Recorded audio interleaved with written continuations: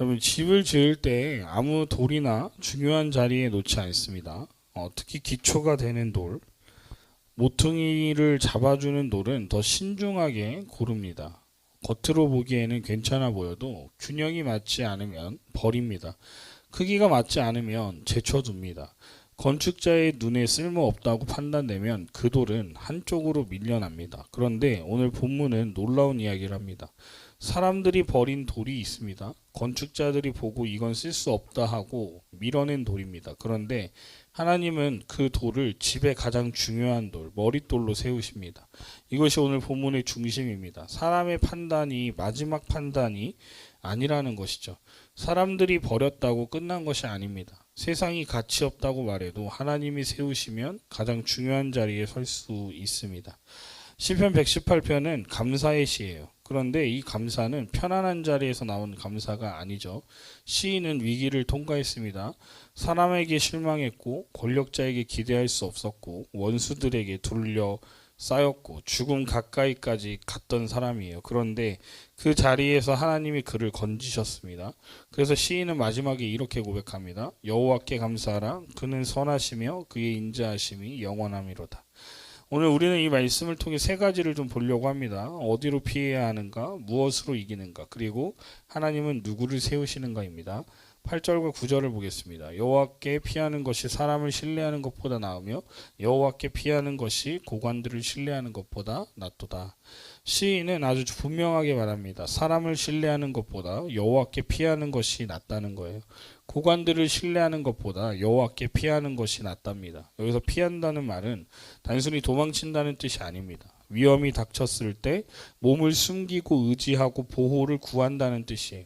어린아이가 무서운 일이 생기면요, 본능적으로 부모 품으로 달려가듯이 시인은 위기 앞에서 여호와께 달려가는 것이 참된 피난이라고 말합니다. 반대로 사람을 신뢰한다는 말은 사람의 도움을 전혀 받지 말라는 뜻이 아니에요. 성경은 사람과의 관계를 부정하지 않습니다. 도움을 주고받는 것도 귀한 일이죠. 그런데 문제는 사람을 하나님 자리에 올려놓는 겁니다. 사람이 나를 완전히 지켜줄 것처럼 믿는 것이죠. 힘 있는 사람이 내 문제를 해결해 줄 것처럼 기대하는 겁니다. 돈이 있으면 안전할 것 같고 영향력 있는 사람을 알면 흔들리지 않는 인생이 될 것 같고 권력 가까이에 있으면 내 삶이 보호될 것 같다고 생각하는 겁니다. 근데 시인은 말합니다. 그것은 피난처가 될 수 없다는 거예요. 사람에게는 한계가 있습니다. 사람은 변합니다. 사람은 나를 돕고 싶어도 못 도울 때가 있어요. 때로는 믿었던 사람이 나를 더 아프게 할 때도 있습니다. 고관들, 곧 힘 있는 사람들도 마찬가지라는 거예요. 세상에서는 크게 보이는 권력도 하나님 앞에서는 영원하지 않습니다. 그래서 시인은 가장 현실적인 믿음을 말합니다. 여호와께 피하는 것이 낫다는 거예요. 여러분, 이것은 막연한 어떤 종교적 문장이 아닙니다. 삶을 살아본 사람이 하는 고백이에요. 사람에게 기대했다가 무너져 본 사람만이 이 말을 할 수 있습니다. 힘 있는 자들의 약속이 오래가지 않는 것을 본 사람, 세상의 안전장치가 실제 위기 앞에서 얼마나 쉽게 흔들리는지 경험한 사람이 하는 고백이라는 거예요. 우리도 그렇지 않습니까? 어려운 일이 생기면 제일 먼저 누굴 찾습니까? 사람을 찾게 돼 있어요. 내 인맥을 살펴보고 전화번호를 찾아봐서 누구에게 전화해야 되나, 누가 나를 도와줄 수 있을까, 어디에 부탁해야 되나 생각을 하죠. 물론 필요한 도움을 구할 수 있습니다. 그러나 마음의 마지막 기대가 사람에게 가 있으면 그 사람의 반응 하나에 내 마음이 무너질 수밖에 없는 거예요. 도와주면 살 것 같지만 도와주지 않으면 어떻습니까? 내 인생 완전히 이제 끝났다라고 느낄 수 있다는 거예요. 그런데 성도는 달라야 한다는 거예요. 도움을 받을 수는 있지만 우리의 피난처는 누구여야 됩니까? 하나님이어야 된다는 거예요. 사람에게 부탁할 수 있습니다. 마음의 그러나 무게는 하나님께 두라는 거예요. 사람의 손을 통해 도움을 받을 수는 있지만 나를 붙드시는 분은 하나님이심을 잊지 않아야 한다는 겁니다. 이제 10절부터 12절로 가면 시인의 위기가 얼마나 컸는지 드러나요. 문 나라가 나를 에워쌌으니 내가 여호와의 이름으로 그들을 끊으리로다. 여러분, 이 말이요 3번 반복됩니다. 10절에도 나오고 11절에도 나오고 12절에도 나와요. 그들이 나를 애워쌌다. 이 말이 3번이나 반복돼요. 시인은 같은 말을 계속합니다. 이것은 단순한 반복이 아니에요. 포위된 사람의 마음을 지금 보여주고 있는 거예요. 사방이 막혔다는 거예요. 앞에도 적이고 뒤에도 적이고 옆에도 적이고 전부 다 지금 다 길이 없다는 겁니다. 12절에서는 원수들을 벌떼에 비유합니다. 벌떼가 몰려오면요, 한두 마리가 몰려옵니까? 아니죠. 엄청난 숫자가 몰려옵니다. 그리고 어디서 오는지도 모르고 막아도 또 달려들고 피할 틈 없이 우리의 온 몸을 공격하게 되어 있어요. 또 가시덤불에 불 같다라고 말하는데, 가시덤불은 불이 붙으면 어떻게 됩니까? 순식간에 불타올라요. 강해 보이지만 오래가지 못한단 말입니다. 원수들의 공격은요, 날카롭고 거세지만 하나님 앞에서는 오래 가지 못한다는 거예요. 근데 시인이 붙은 것은 무엇입니까? 여호와의 이름으로. 시인은 자기 힘을 말하고 있지 않아요. 자기 능력을 말하지 않습니다. 자기가 어떻게 이 난관을 헤쳐나가겠다라는 계획을 자랑하지 않아요. 그는 계속 말하고 있어요. 여호와의 이름으로. 그럼 이 말은 하나님이 누구신지를 붙드는 거예요. 하나님의 성품과 하나님의 권위와 하나님의 임재, 하나님의 능력을 의지한다는 뜻입니다. 시인이 포위된 상황에서 빠져나올 수 없었던 이유는 자신이 강해서가 아니라는 거예요. 여호와의 이름이 그의 피난처였기 때문이라는 겁니다. 13절을 보면 상황은 더 분명해집니다. 너는 나를 밀쳐 넘어뜨리려 하였으나 여호와께서는 나를 도우셨도다. 여기서 시인은 저기 자신을 그냥 불편하게 한 정도로 말하지 않아요. 밀쳐 넘어뜨리려고 했다라고 말해요. 완전히 무너뜨리려 했다는 뜻입니다. 그런데 그 다음 고백이 중요해요. 여호와께서는 나를 도우셨도다. 여러분, 성도의 삶에는 이런 순간이 있습니다. 누군가가 나를 밀어내는 것 같고 상황이 나를 넘어뜨리려 하는 것 같고 버티기 어려운 시간이 우리에겐 있어요. 그런데 그때 누가 도우시냐면 하나님이 도우신다는 거예요. 꼭 내가 원하는 방식으로만 돕는 것이 아닐 수 있습니다. 하지만 하나님은 자기 백성을 넘어짐 속에 버려두시는 분이 아니에요. 그래서 14절에서 시인은 이렇게 고백합니다. 여호와는 나의 능력과 찬송이시요 또 나의 구원이 되셨도다. 그럼 이 말씀은 출애굽기의 노래를 떠올리게 합니다. 홍해 앞에서 이스라엘은 더 이상 갈 곳이 없었잖아요. 앞에는 바다고 뒤에는 애굽의 군대였습니다. 그런데 하나님이 바다를 여시고 자기 백성을 건지셨어요. 그때 불렀던 고백이 여기에서 다시 울려 퍼지는 겁니다. 여호와는 나의 능력과 찬송이시요 나의 구원이시로다. 여기서 찬송은 조용한 감상만을 말하지 않아요. 건짐받은 사람이 부르는 노래입니다. 죽을 것 같았는데 살았고 무너질 것 같았는데 붙들렸고 끝난 줄 알았는데 하나님이 길을 여셨기 때문에 터져나오는 감사라는 거예요. 그래서 15절부터 분위기가 바뀝니다. 의인들의 장막에는 기쁜 소리, 구원의 소리가 있으며, 구원받은 사람의 집에는 소리가 달라진다는 거예요. 원망의 소리만 있던 곳에서 감사의 소리가 생깁니다. 두려움의 말만 있던 곳에 찬양이 생겨요. 하나님이 하신 일을 본 사람은 입을 다물 수 없습니다. 15절과 16절에는 여호와의 오른손이 반복됩니다. 오른손은요, 능력의 상징이에요. 하나님이 능력으로 일하셨다는 뜻입니다. 시인은 이렇게 말합니다. 여호와의 오른손이 권능을 베푸시며 여호와의 오른손이 높이 들렸으며 여호와의 오른손이 권능을 베푸시는도다. 사람들은 시인을 밀어서 넘어뜨리려 했다고 했죠. 그러나 하나님은 오른손으로 붙드십니다. 사람의 손은 밀어내지만 하나님의 손은 세우신다는 거예요. 사람의 손은 버렸지만 하나님의 손은 건지십니다. 그래서 17절에서 시인은 아주 담대하게 말합니다. 내가 죽지 않고 살아서 여호와께서 하시는 일을 선포하리로다. 이 말은 단순히 오래 살고 싶다는 말이 아니에요. 살아남은 이유를 아는 사람의 고백이에요. 하나님이 나를 살리신 데에는 이유가 있다는 거예요. 내 목숨이 연장된 것이 목적이 아니라 하나님이 하신 일을 증언하는 것이 목적이라는 거예요. 여러분, 하나님이 우리를 여기까지 살게 하신 이유가 있습니다. 그냥 버티라고 살리신 것이 아니에요. 그냥 하루하루 연명하라고 붙드신 것이 아닙니다. 하나님이 하신 일을 말하라고 살리셨습니다. 나의 인생이 내 이야기로 끝나지 않고 하나님의 은혜를 증언하는 삶이 되게 하시려고 우리를 붙드신 거예요. 18절도 중요합니다. 여호와께서 나를 심히 경책하셨어도 죽음에는 넘기지 아니하셨도다. 시인은 고난을 전부 누구 때문이라고 말하지 않냐면 원수 때문이라고만 말하지 않아요. 그 안에서 하나님의 다루심도 함께 봅니다. 하나님이 자신을 경책하셨다라고 고백해요. 그러나 동시에 분명히 말합니다. 죽음에는 넘기지 않으셨다라고 말이에요. 하나님의 징계와 세상의 파괴는 다릅니다. 세상은 사람을 무너뜨리려고 하지만 하나님은 살리기 위해서 다루시는 거예요. 세상은 끝장내려고 우리를 몰아붙일지 모르지만 하나님은 돌이키게 하시려고 깨우십니다. 하나님이 사랑하시는 자를 다루실 때 그 목적은 멸망이 아니라 생명입니다. 그래서 고난 속에서도 성도는 물어야 되는 거예요. 하나님, 왜 나를 버리셨습니까? 만이 아니라 하나님, 이 일을 통해 무엇을 보게 하십니까? 무엇을 돌이키게 하십니까? 무엇을 더 깊이 붙들게 하십니까? 라고 물어야 한다는 거예요. 이제 19절부터 시인은 성전의 문 앞에 섭니다. 내게 의의 문들을 열지어다. 내가 그리로 들어가서 여호와께 감사하리로다. 구원은 예배로 이어져요. 건진받은 사람은 자기 혼자 기뻐하고 끝날 수 없어요. 하나님 앞에 나아갑니다. 왜냐하면 너무 감사해서예요. 감사하러 나가는 거예요. 공동체 안에서 그리고 하나님이 하신 일을 고백하게 되어 있어요. 간증을 하게 되어 있다는 거예요. 하나님이 나를 이렇게 구원하셨다라고 말이죠. 20절은 말합니다. 이는 여호와의 문이라 의인들이 그리로 들어가리로다. 여기서 의인은 완벽한 사람을 뜻하는 게 아닙니다. 하나님께 피한 사람을 말해요. 하나님의 구원에 응답하는 사람입니다. 자기 공로가 아니라 하나님의 은혜로 나아가는 사람이에요. 21절에서 시인은 다시 고백합니다. 주께서 내게 응답하시고 나의 구원이 되셨으니 내가 주께 감사하리다. 감사는 응답받은 기억의 언어예요. 하나님이 들으셨다는 사실을 잊지 않는 겁니다. 내가 부르짖었을 때 하나님이 외면하지 않으셨다는 것을 기억하는 거죠. 우리의 예배도 마찬가지예요. 예배는요, 습관적으로 앉아있는 시간이 아니에요. 하나님이 내게 응답하셨습니다. 하나님이 나의 구원이 되셨습니다. 이 고백을 가지고 나오는 자리입니다.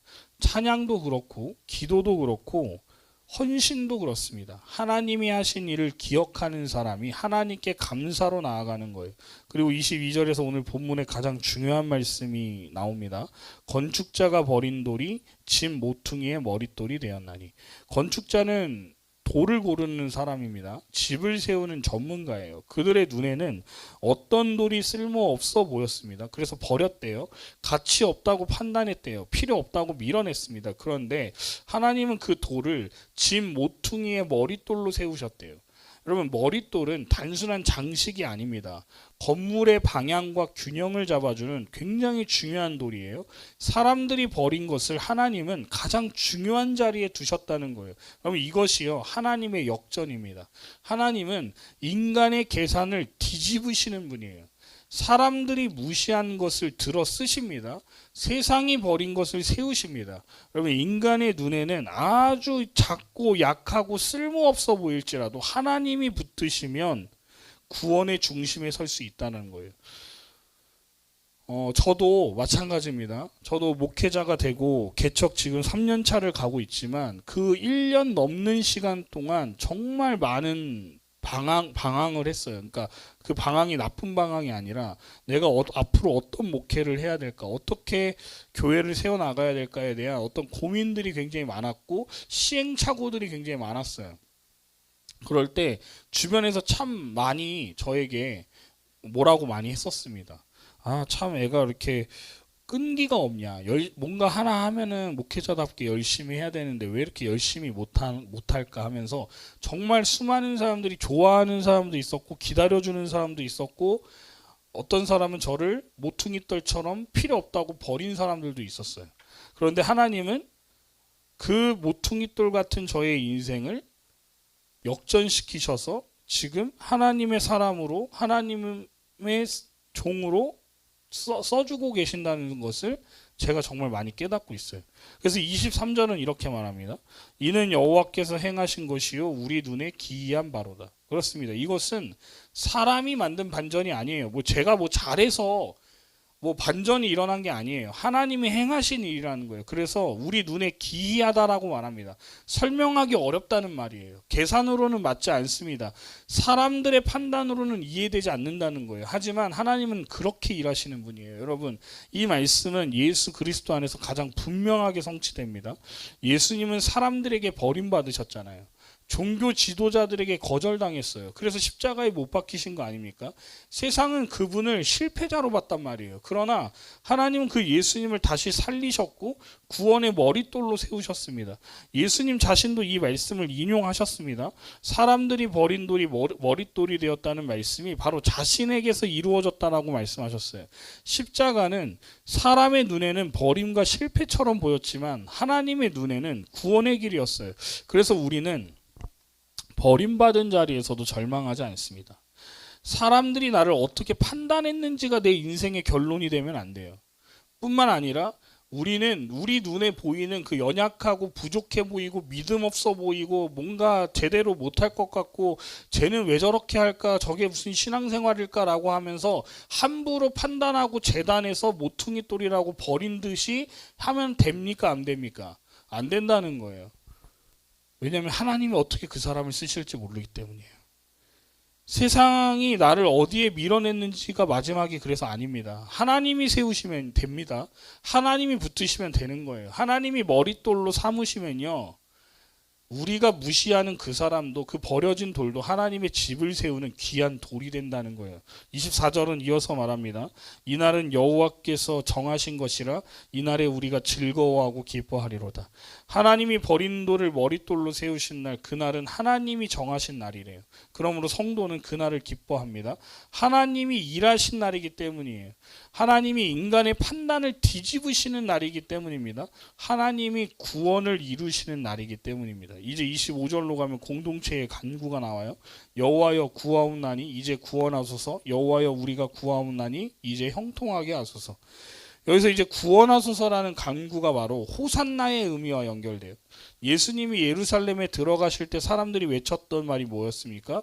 호산나 호산나 주여 이제 구원하소서, 이 말이었어요. 지금 우리를 건져달라는 거예요. 흥미로운 것은요, 시인이 이미 구원을 경험하고도 다시 구원을 구한다는 점이에요. 앞에서는 하나님이 응답하셨다라고 고백했습니다. 나를 구원하셨다라고 말을 했어요. 그런데 지금 뭐라고 또 말합니까? 구원하소서라고 기도해요. 이건 모순이 아닙니다. 믿음의 삶이 그렇다는 거예요. 우리는요, 이미 하나님께 받은 은혜가 있어요. 하나님이 여기까지 인도하신 은혜가 있습니다. 그러나 동시에 오늘도 하나님의 은혜가 필요하다는 거예요. 과거의 구원을 기억하기 때문에 오늘도 구원을 구하는 겁니다. 하나님이 어제 도우셨으니 오늘도 도우실 줄 믿는 거예요. 26절입니다. 여호와의 이름으로 오는 자가 복이 있으며 우리가 여호와의 집에서 너희를 축복하였도다. 구원은 혼자만의 고백으로 끝나지 않습니다. 공동체의 축복으로 이어지는 거예요. 하나님께 나오는 자에게 복이 선포됩니다. 여호와의 이름으로 오는 자는 복이 있습니다. 자기 이름으로 오는 자가 아니에요.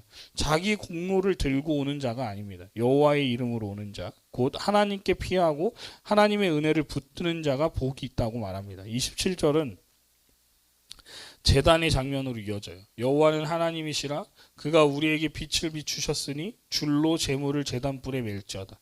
하나님이 빛을 비추셨습니다. 어둠 속에 있던 사람에게 길을 보이셨습니다.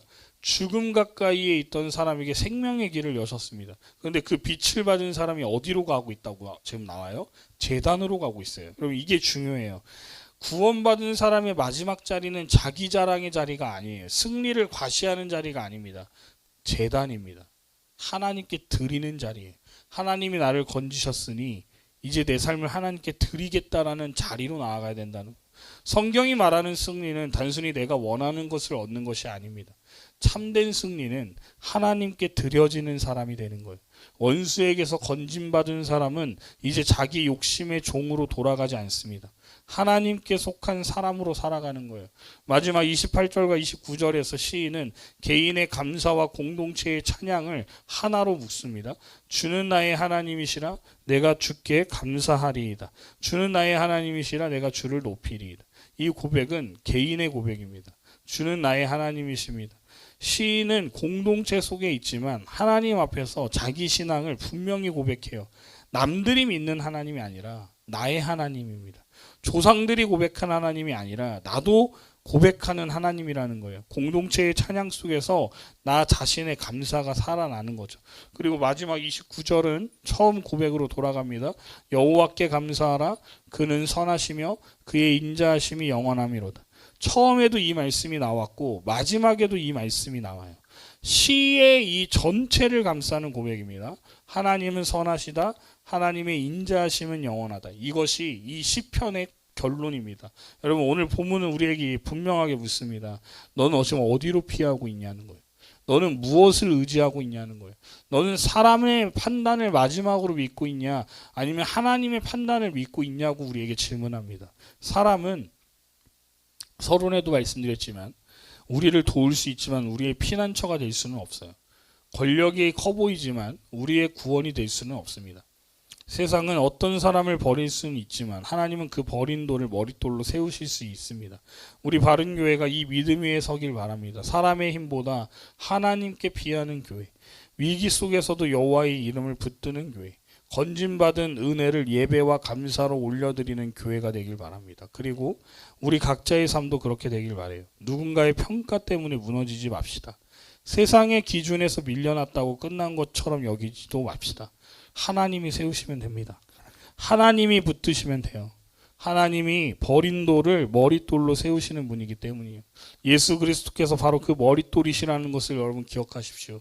사람들에게 버림받으셨지만 하나님께서는 높임 받으셨습니다. 십자가에서 죽으셨지만 부활하셨습니다. 그리고 그분 안에서 우리도 새롭게 세워지는 거예요. 그러므로 오늘도 여호와께 피하십시오. 사람보다 하나님을 의지하십시오. 위기 속에서 여호와의 이름을 부르십시오.